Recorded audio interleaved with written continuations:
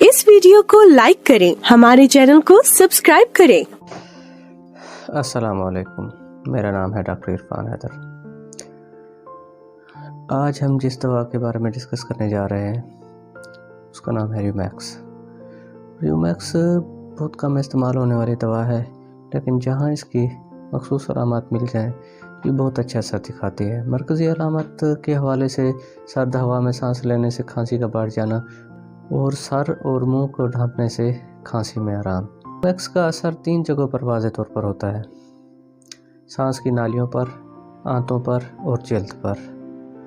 र्यूमैक्स में शदीद खुश्क किस्म की खांसी होती है जो सर्द हवा में सांस लेने से बढ़ जाती है, और अगर मुंह और सर को अच्छी तरह से ढांप लिया जाए तो मरीज़ बेहतर फील करता है।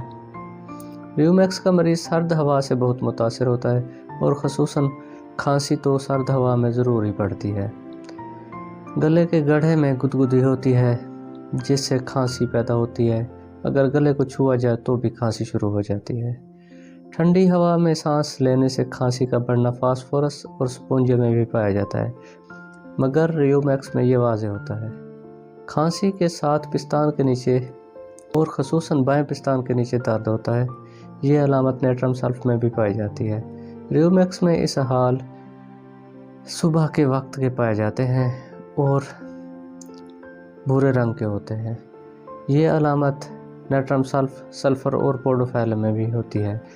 र्यूमैक्स में भूरे रंग के सुबह के इस हाल अमूमन खांसी के साथ पाए जाते हैं। रात को बिस्तर पर लेटते वक्त जब कपड़े उतारे जाएं तो जिस्म पर खारिश होती है।